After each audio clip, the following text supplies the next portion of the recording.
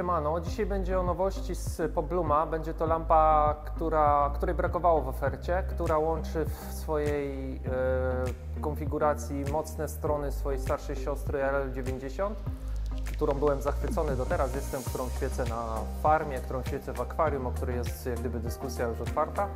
Natomiast chciałbym też w drodze tutaj wstępu podziękować, ponieważ wchodząc w biznes z lampami na początku musiałem namawiać pewne osoby, żeby spróbowały i jak gdyby kupiły moje lampy. Natomiast w tej chwili, co mega mnie cieszy, to same zaczęły się sprzedawać dzięki Wam, bo ci, co kupili, polecają je dalej, zobaczyli, że produkt jest warty uwagi, że za tą cenę dostajecie faktycznie fajny materiał, pod którym korale rosną, nie trzeba inwestować jakieś nie wiadomo jakiej kasy. Na teraz przechodzimy sobie do RL60. Lampka prezentuje się w ten sposób. Jak na moje stylistycznie jest taki design dosyć kosmiczny. Jeżeli chodzi o gusta, to tutaj nie będę się wypowiadał, bo każdy ma inne. Natomiast mi się ona podoba. I teraz, co jest najbardziej tutaj najbardziej kluczową rzeczą?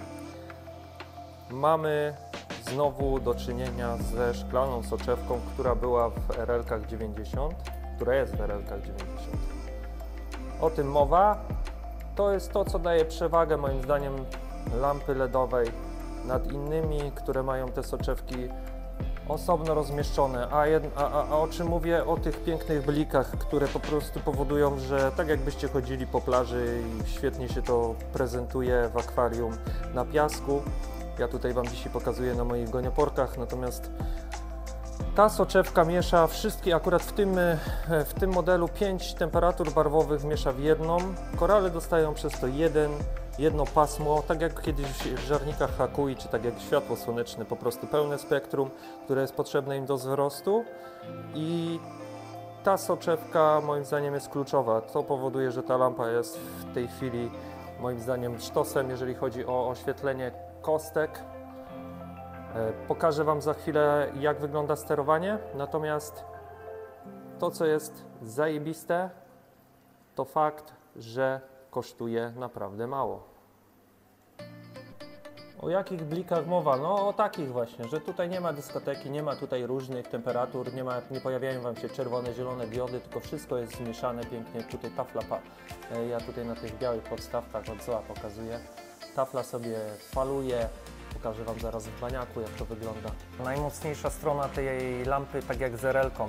Tutaj mamy aplikację Tuya. Co zrobił Poblum, żeby usprawnić działanie lamp? Po prostu powierzył aplikację specjalistom. Nie muszą robić sami softu, dali to Tuyi. Tuya jest apką, która działa większość sprzętu domowego.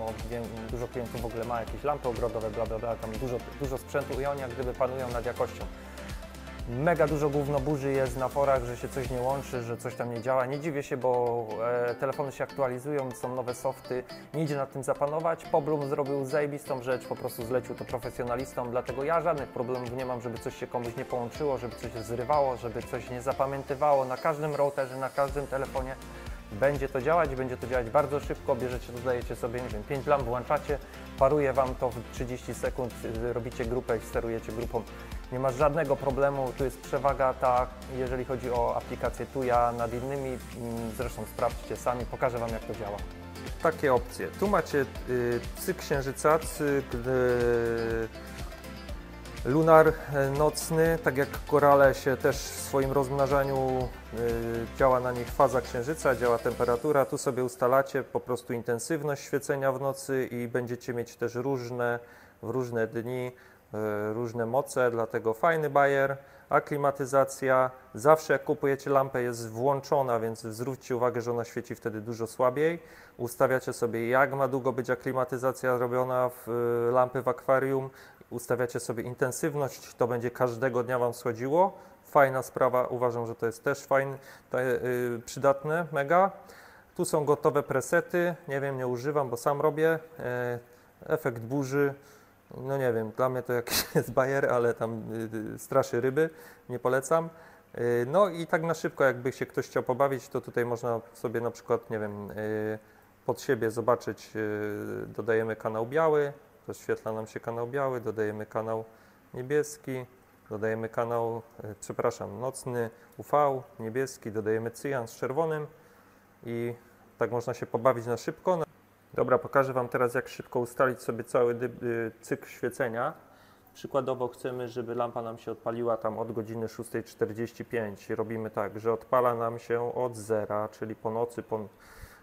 Robimy sobie teraz, że do godziny na przykład 11 mają nam się odpalić, dajemy plus, mają nam się odpalić wszystkie kanały niebieskie razem z tym cyjanem. Tutaj załóżmy na tyle, czyli na połowę mniej więcej i załóżmy do 12:15 dochodzą one na maksa. A kanał biały na przykład zaczyna się odpalać później. Tu widać, kanał biały dochodzi później. Teraz na przykład od godziny 13 walimy na maksa wszystkimi. Tu biały dodajemy, niech też świeci. Już się tutaj nam pojawił. Teraz robimy go przez 13 do 21. Walimy na maksa wszystkimi kanałami. Dodajemy plusik. Dodaje nam tutaj, zrobił nam taki ładny wykres, no tu białego by zabrakło, dobra.